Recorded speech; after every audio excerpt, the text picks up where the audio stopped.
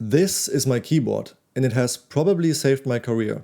It looks kinda ridiculous, I know. It's split in half and the keys are arranged in straight columns, and people who see it for the first time think I've lost my mind. But the reason I use it is simple. It's the only thing that allows me to type for extended periods of time without pain. So in this video I will talk about my keyboard journey and how I finally found a solution that is practical, fun to use, and that helps with my wrist pain as well. When I was growing up in the early 90s and 2000s, keyboards looked different. My first keyboard was this monstrous Logitech thing that had media keys and a volume wheel and a scroll wheel and all these extra buttons. It looked more like a spaceship control panel than a keyboard. If you had one, you definitely felt very powerful. And at school, in our computer lab, we had these old school mechanical keyboards that were heavy and clicky, and you better believe they were dirtier than a public toilet seat at a music festival. These things were absolutely vile. But yeah, that was my glamorous introduction to keyboards. Like most teenagers, I spent an absurd amount of time playing video games, and terms like ergonomics or posture were completely foreign to me. So I spent most of the time at the computer being hunched over like a goblin, and by the time I hit my 20s, I had already developed RSI, repetitive strain injury, which in my case meant that I had constant pain in my forearms and wrists. My physiotherapist told me that this is because of how I was using the mouse and the keyboard, and also because the hands are always angled, the muscles in the forearm shortened, so when I use them, they rub against the bone, and this causes inflammation over time, which in my case had already become chronic. To solve the issue, I tried massages, I tried stretches, all kinds of things, but nothing really worked in the long run because the root of the problem was not being treated. It's kind of like putting a bucket under a leaky roof. Sure, it keeps the water away for some time, but unless you go and fix the hole in the roof, the problem doesn't really go away. Next, I ditched my regular mouse for an ergonomic vertical mouse like this, and this helped to some extent, but the mouse is only one part of the equation. After that, I decided to do something about my keyboard layout. I'm from Germany, but the standard German keyboard layout is terrible.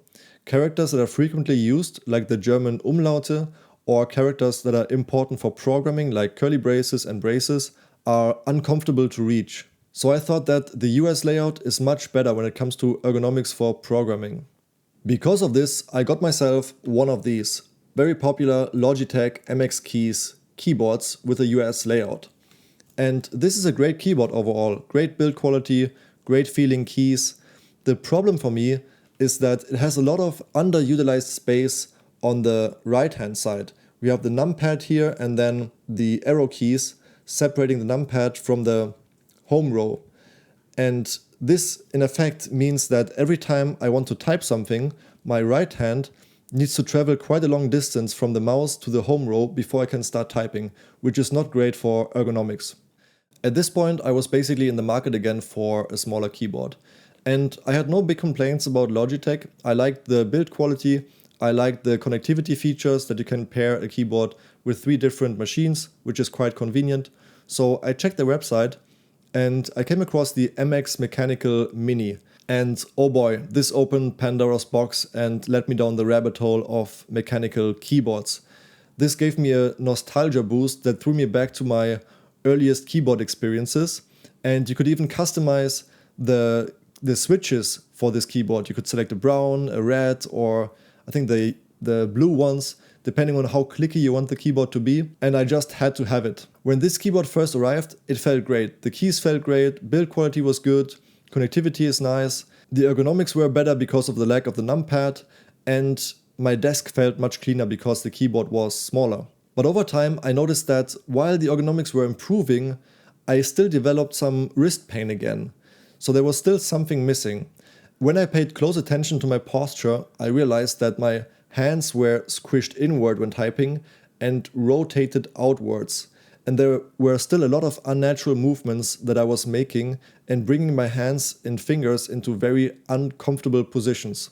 And so I did some more research, and it led me down a deep rabbit hole of mechanical and ergo keyboards. Eventually I found split keyboards. They solve this problem because you can simply place the two halves shoulder width apart. They are a bit pricey though, because it's a much more niche market, but since this is about my long-term health, I decided to try it anyway. There are plenty of split ergo keyboards out there, but for me the requirements were clear. First, I wanted something that is pre-built. I'm completely useless with a soldering iron and I don't have tools at home, so building one myself was not an option. Second, it also had to be portable. I'm traveling from time to time and work from different places, and I just like to take my keyboard with me, and I don't want a huge thing in my backpack. Third, it had to be low profile. A lot of mechanical keyboards have these keys that stick out quite a bit, and this means that I would angle my hand again, which I knew would cause wrist pain over time, so it had to be as flat as possible. In the end, this narrowed down my options to two main candidates, the ZSA Voyager or the Keep.io Iris Compact Edition.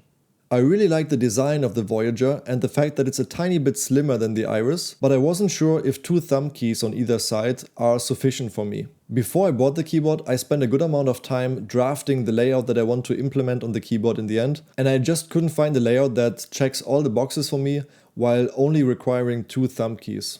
So the decision was made, I got the Iris, and boy was it difficult at first. The Iris has what is called as an ortholinear layout, which means that the keys are arranged in vertical columns rather than diagonally, as in a staggered layout on a traditional keyboard.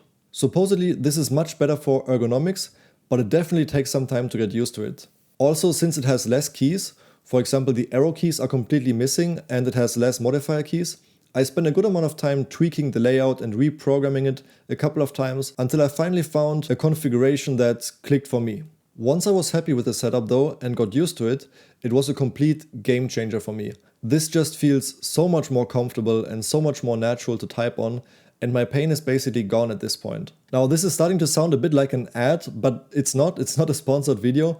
I'm sure that any of the other keyboard alternatives like the Voyager or the Moonlander or the Ergodox keyboard or the Glove 80 or whatever, they all provide the same ergonomic benefit, but I don't have any experience with them at this point, so I can't really comment on that. I'm just a satisfied customer of the Iris keyboard and I have no complaints with it after about 1.5 years of using it, so I can fully recommend it. It checks pretty much all of the boxes for me, however of course someone else might have different criteria.